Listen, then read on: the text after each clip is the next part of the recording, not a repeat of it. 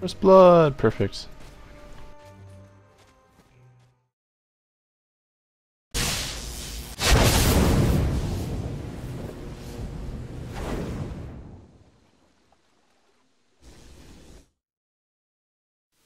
Hey guys, it's Spunkify here for League Top 10, and you know, I spent like 30 minutes today trying to think of how to do an intro after being gone for so long, and I just thought, and I could not think of anything other than saying, hey, I'm back after a really long time, or Gator Face, or something, because that's what we're doing. We're doing a Gator Champion review today, you know, Renekton. But I just thought those would all be lame, so I'm just doing my normal intro. What's up, guys? How you been? How's your Christmas? How's your New Year's? Hope everything's been great with you guys. I'm doing better myself, continually getting better every day, you know, with me and my girl, if you saw that whole video about that. But that's not what I'm here to talk to you guys about today. I am here to talk to you about Renekton, the new champion that just came out from Riot last Tuesday. And, of course, I got my hands on him, and I've been trying him out for the last week or so.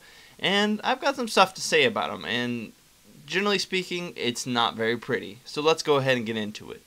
So Renekton is one of the few 6300 IP champions that are melee. Primarily speaking, 6300 champions so far have been just nukers or ranged attack units, or not units, but toons or champions with some special ability or some special thing.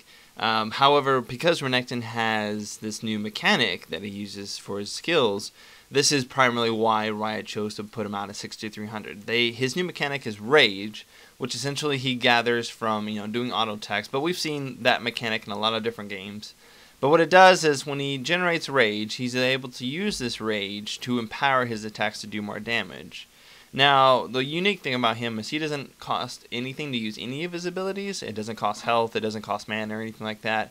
It doesn't even cost Rage. However, the Rage that he generates off of his abilities and off of actually just auto attacking does allow him to empower his abilities to do more damage. So theoretically, a good Renekton player would know exactly when to use empowered abilities and when not to, when to just use the normal ability in a team fight. The problem with him, though, and the problem with him being 6300 IP, is that he was nerfed right after the Spotlight was released for him. He was nerfed in damage and cooldowns. So what you end up having is you end up having these abilities which are supposed to be used with rage generation rather, but are on such long cooldowns that you end up doing minuscule damage in long spans of time. So it's not like really bursty or anything. It's, you know, a little damage here, a little damage there, and then you wait. And you know, some people may say, oh, you know, auto attacks, you know, that's what a melee champion is supposed to use. That's true, but your other abilities should feel satisfying. And with the exception of his R, his ultimate, I just overall didn't feel like his abilities were satisfying Q through E. So let's go ahead and talk about him a little bit. His role primarily is tanky DPS, which, you know, pretty much all melee champions nowadays have been very tanky, just because there's a lot of CC, there's a lot of AoE going out, and so they have to be pretty beefy in order to survive that. If you remember our Trundle review, Trundle's another tanky DPS, in that he excels really well when you balance him between defense items and attack items. And of course that is because when you're melee, you're going to be right in the thick of it. You can't really scoot outside of AoEs and ability, you know, radiuses so much as a ranged champion could. So he excels most as a tanky DPS. I did try playing him straight tank, that didn't go very well. I did try playing him straight DPS, and of course that just went horrible. But he seems to fill, you know, a little better role right there in the middle. Now, my biggest issue with him is the lack of damage early game and late game. Midway through the game, it's okay because the skills, you know, have a pretty sweet spot somewhere in like the 3 to 4 rank when everybody doesn't have a ton of items or, you know, armor or magic resist. That's okay.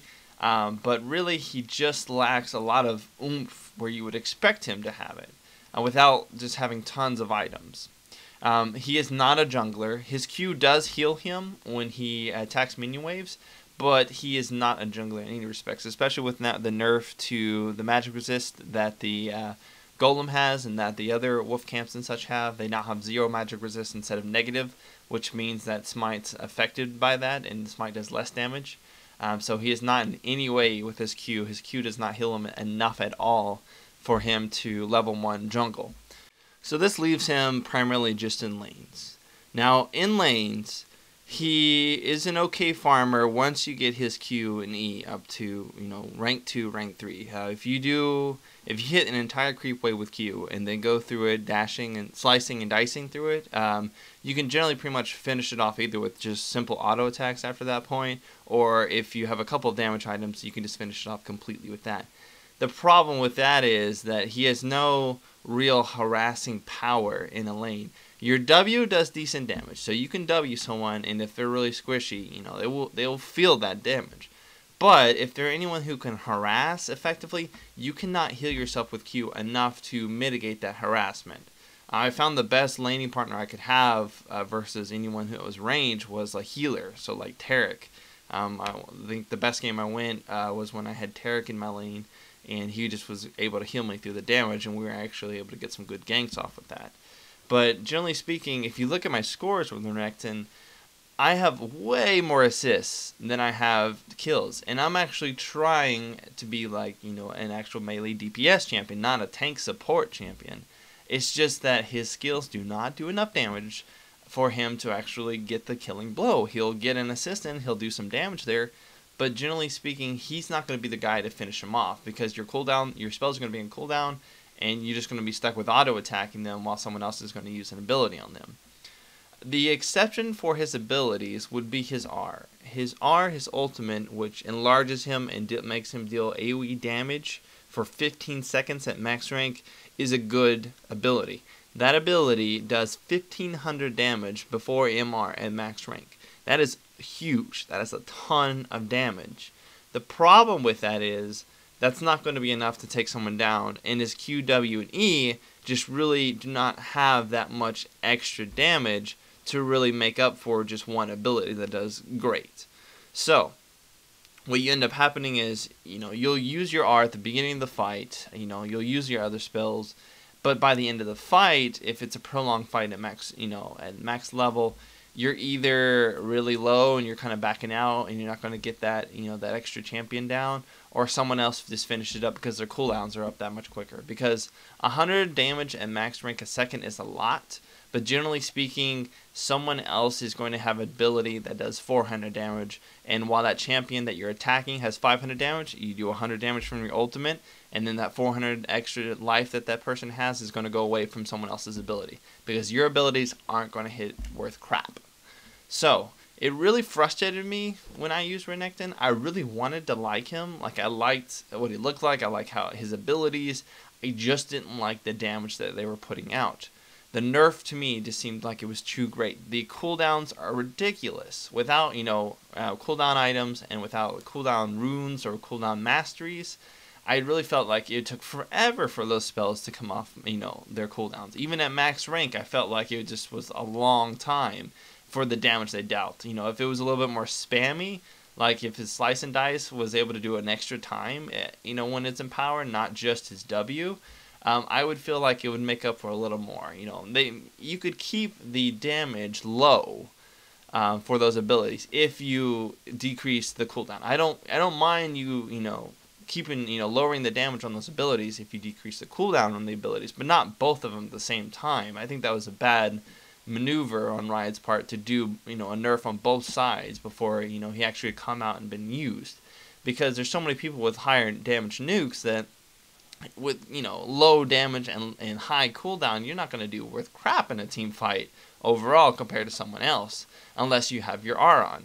What I found is when he had his R on and he had that extra HP, I was pretty beefy and I could do some decent damage because he generates a lot of rage too when he has his ultimate on. But I just didn't feel in the meantime that I could really take someone one-on-one unless I was super fed. I think the game that I was fed the most, I had 250, 260 attack power, and then I could do some damage. But even then, you know, the Warwick that was on my team that was just as fed was surpassing me in team fights just because his abilities had lower cooldowns and he just had an ability to do more damage from his R and his Q on one sustained target. So, as far as item build wise goes, he suffers the same fate, if not a little bit more, than Trundle does. Trundle, if you remember when we did the review on him, he does not have any kind of a stun, but he has Pillar of Filth, which gives him a slow. And the slow, in my opinion, was a great slow. However, once the person got outside that slow range, Trundle had a really hard time of keeping up with the champion. Well, Renekton has a problem, but doubled. Renekton only has a stun, and that stun is 1.5 seconds, which is fine. That's a good stun. However, the problem with that is that after that, he has no way to actually keep up with the champion other than his E, which is on a ridiculously long cooldown. So what I found is I ended up using a lot of Flash and Ghost just so I could stay with the target. You could also swap Flash out for Exhaust, for example, for another slow. But just like Trundle, I recommend, you know, getting a Frozen Mallet for the tankiness of that and for also the sustained slow because he doesn't have a reliable slow. And in that respect, I think his brother champion, Nasus, does that better because Nasus has a sustained slow, which in my opinion is much, much better than the stun that Renekton has. Now, the damage from Renekton during the stun is good. That is great, but I just don't feel like the stun itself is, and you know, so much to write home about just because during that stun, you know, you really can't do that much extra damage with your Q and your E, which is your other spells that you're going to have up. If you do the reverse flip side and look at Nasus, if he has a farmed Q, does tons of damage. Even his Spitfire does great damage along with his ultimate. So I just feel like Nasus has a lot better bursty damage. In fact, I fought a similarly geared Nasus as far as item-wise, and he beat me. You know, one-on-one, we you know, had full HP. He just beat me because his Q was that much more spammable, and he had time to farm it up. Whereas I was just relying on auto-attacking him enough to get, you know, enraged attacks and do that. And I couldn't do enough damage to him. My Q didn't heal very much. And it just wasn't, you know, a fair fight in my opinion. He won that fight. And I'm not sure, you know, that's the best way to judge which one's better. But I just feel overall Nasus is a better choice in champions and his ability to farm as well. Now, some people may argue, well, you can get better healing off of a Spirit Visage if you get that on Renekton. And that may be true. Spirit Visage would help him with his Q and his healing, because right now his healing doesn't do very much at all, because it's based off of how much damage you do, and there's a cap. So it's really low, but with Spirit Visage, theoretically it could go higher. The problem is, I noticed that the difference was maybe 50, 60 health at max rank difference. It wasn't that much difference at all, in my opinion, just other than, you know, maybe cooldown reduction or something like that. It just wasn't worth it. So what makes Renekton good, or what would make him good? Well, if you're going to play him in the state he's in right now, you're going to have to get cooldown reduction. I'm sorry, you're just going to have to do it. I tried doing a defensive mastery build, I tried doing an offensive mastery build, and I tried doing cooldown reduction. And cooldown reduction just got me the best results overall every time, you know. You may be thinking, well, the offensive tree will get more damage.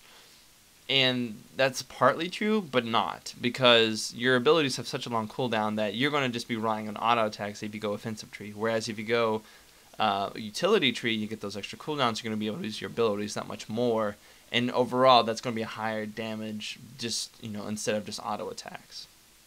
Which kind of saddens me because I feel like I'm forced to play him a certain way with certain items, you know, to achieve, you know, a good result. Whereas I can't be really lenient with what items I buy because I have to make sure they have cooldown reduction because his cooldowns are so ridiculously high.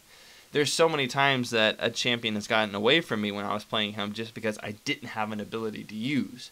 And there's so many times I was greedy and tried to go after a champion thinking I could kill him just to realize that I still had 4 seconds left on an ability and he's just going to kite me until I died from, you know, his, you know, spammy ability that he was using, which did less damage than what I had, but he was able to use it much more than me. That happened with Karthus. Oh, Karthus had like 50 HP and I could not kill him because I could not get up to him or use any ability that had any range on it because it was so long of a cooldown. So, now that I've ranted about that, my final opinion on him would be that he's fun, but he would be much more fun if his abilities actually did damage. Like, he's a champion that you would want to like. Like, you really want to like him. He's really cool looking. I love his abilities, how they act. I love the idea of his abilities, but I don't like the numbers. The numbers are really what fall short for him, and that really just makes him unenjoyable in my opinion, just because I feel like I'm always, put in this assist role where I get 20 assists a game but only 4 kills, where half of those should have been mine. I just couldn't finish them off because my cooldowns were up. Well, I didn't really mean to rage so much in this video. Not rage, but rant rather. But I just wanted to give my solid opinion on him. He's cool looking, but cool doesn't make him the best to play.